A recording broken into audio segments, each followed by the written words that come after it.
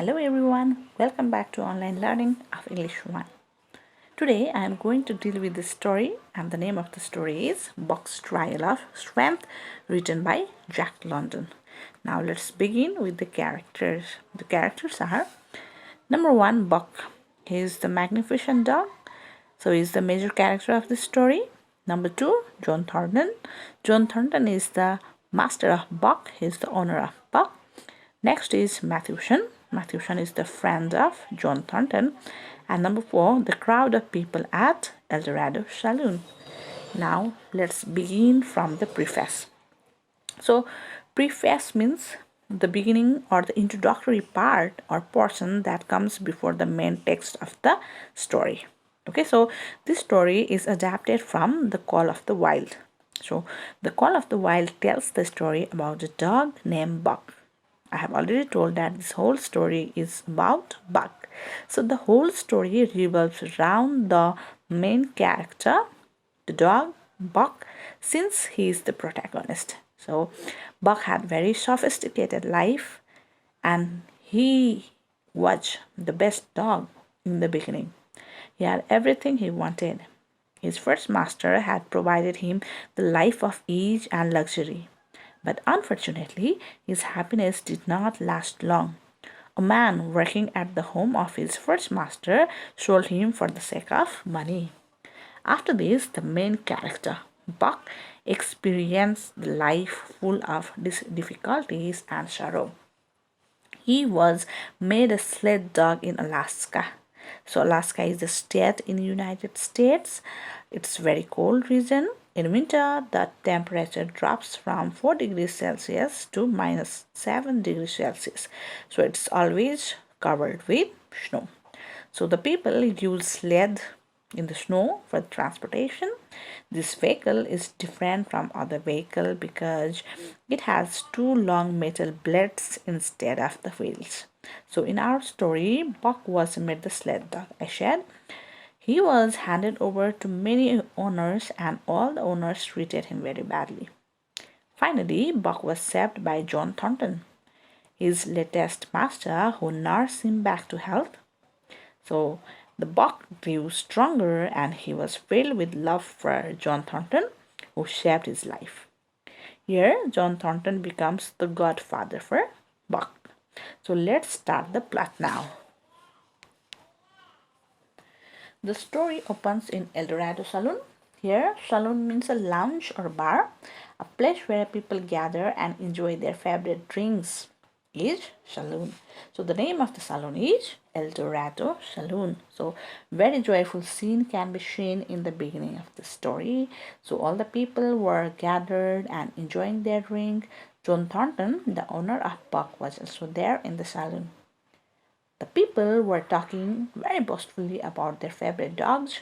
As I had mentioned earlier about the climate, since the region was full of snow, every people had the sled to travel, and the sled was carried by the dogs. So everyone had the sled and dogs. Okay, so among all those dogs, they started talking about their special dog. Among all those dogs, Buck was the target for those men because Buck had the record. He was the strongest dog among all.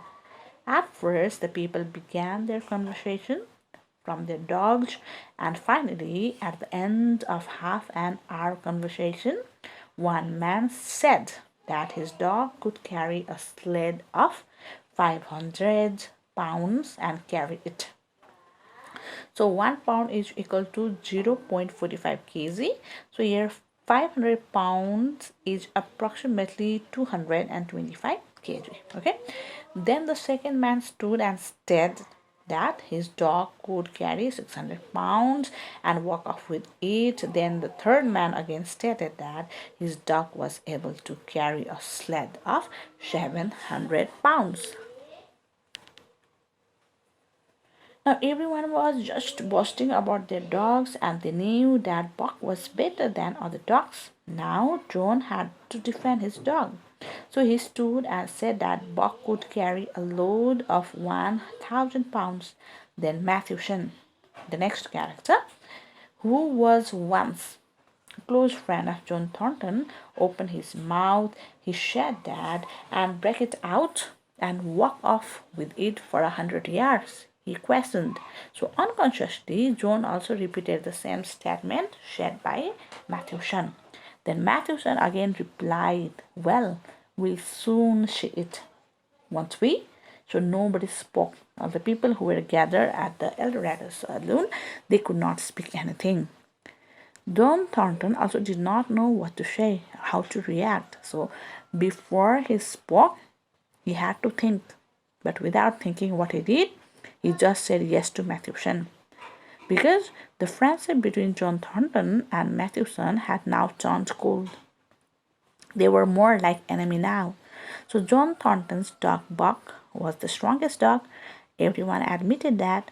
So when Matthewson asked whether Buck could carry 1,000 pounds and walk off with it or not, Thornton had to prove that Buck was the excellent dog. So he called the bluff.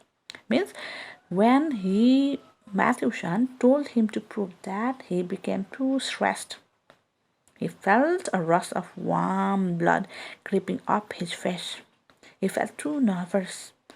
His face turned red, his tongue tricked him. Everyone in the Eldorado saloon fixed their eyes upon whom?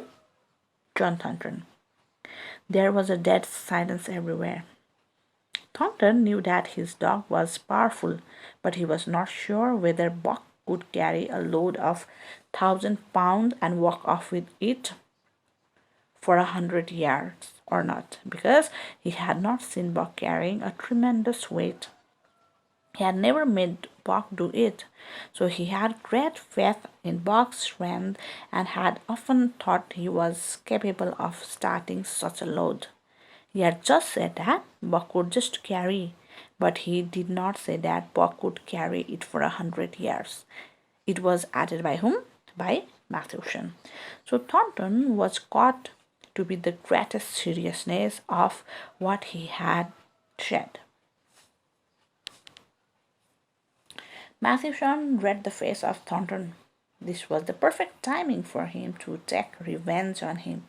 So again he added that he had made a sled ready out of Eldorado saloon. He had loaded 50 pounds of flour sacks in the sled. 50 pounds means 20 into 50 equals to 1,000 pounds. Okay. Hearing this, John Thornton froze. He was unable to think anything. Then Eldorado emptied its occupants. Everyone was very curious to see the challenge. So everyone rushed to where? To the street.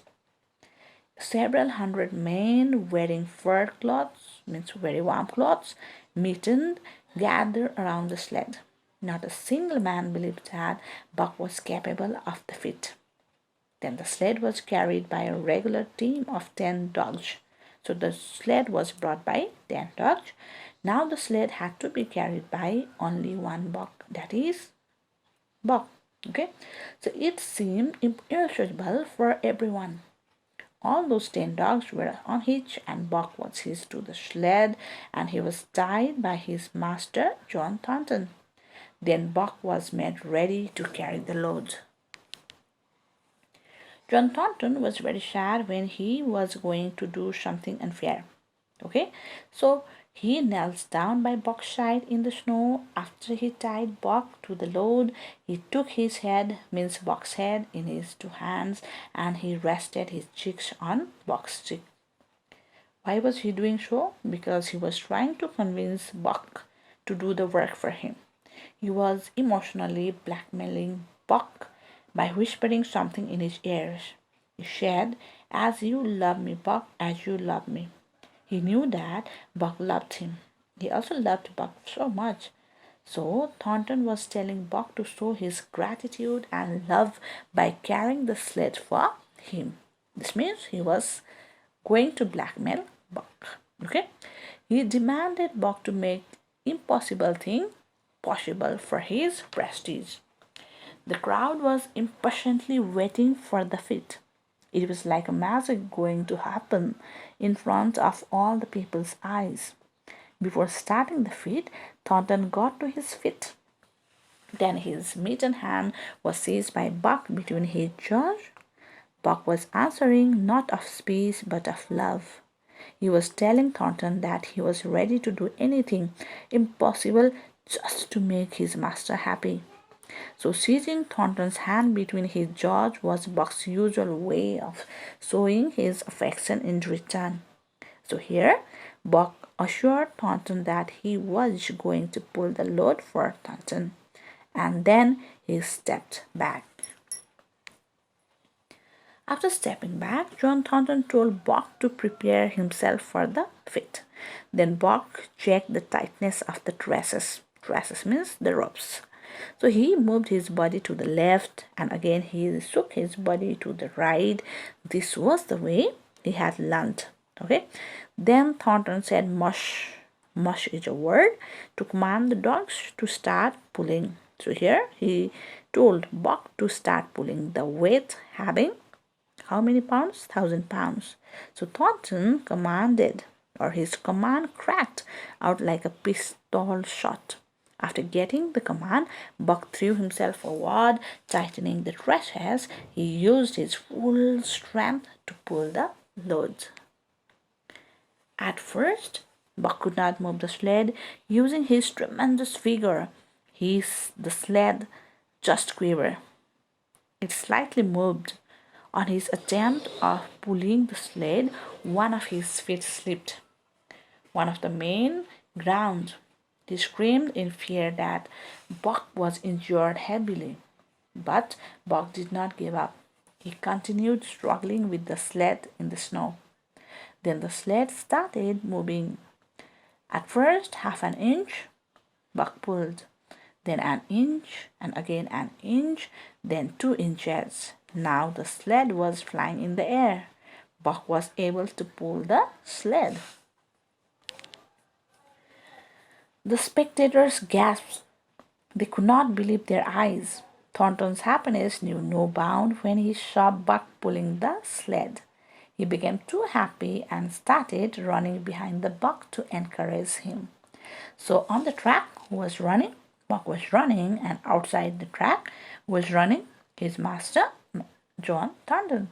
So finally, Buck touched the finishing line. Every man was tearing himself loose, even Matthewson. This means everyone was very happy and proud, including Matthewson. Matthewson actually wanted to hurt and kill Buck. So this feat was his master plan to kill Buck. Because if Buck died in this fit, then Matthewson's dog would take the place of Buck. Everyone in the Eldorado saloon would talk about whose dog? Matthewson's dog. And he would have the high stature. People would know him because of the record of his dog. So thinking about all these things, he thought of killing Buck. But finally what happened? His scheme, his plan failed. Buck was able to complete the task, and finally Matthewson also confessed that Buck was the strongest dog and he is incomparable. So he also felt happy like other people who were celebrating the victory of Buck's trial of strength. The people who were wearing the hats and mittens, they threw their hats and mittens in the air. Why? Because they were happy.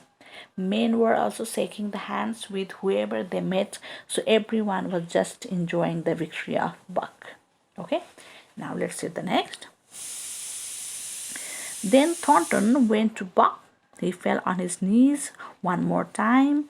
As earlier, his head was against Buck's head and he was shaking Buck's back and forth. Means he was now showing his pure love, the true love to Buck. He was so proud of having such a friend who only thought about himself and who was ready to die just for his master. So while carrying the load, Buck would die, but he did not think about his life. He just thought for the happiness and about the prestige of his master. So such feelings made Thornton too spiritual. His eyes were wet. The tears were streaming through his cheeks. He could not hide his feelings for Buck. Now, Again, Buck seized Thornton's hand between his jaws. Thornton was still passing his hand over the body of the buck time and again. The people who were gathered there and watching the trial of Buck also wanted to go and hug Buck, but they didn't go forward. Why? Because at first they thought that Thornton did not care about Buck. He only thought about himself, his status, and his fame. So he made Buck pull the sled, though he knew that he could lose Buck forever just to make his stupid plan work. So this was what people thought about Thornton. But at the end, when Buck won the fit for Thornton, Thornton also started having the true feelings for Buck. They had not seen such bonding between Buck and Thornton. Since Buck sacrificed his life for Thornton, it was the right time, or it was the right of Buck to get love from his master, John Thornton. So the people didn't want to disturb this lovely moment of Buck and his master, so they stood on in a respectful distance and enjoyed the moment. So this is the second story where we learned about the relationship, the friendship between human and animal. Okay, so if we show little care and love to the animals, they remain faithful and true to us forever. This is proved by this story also. So here also, since John Thornton saved the life of Buck, Buck remained loyal to John Thornton all his life. So he was ready to give up his own life just for the happiness of his master.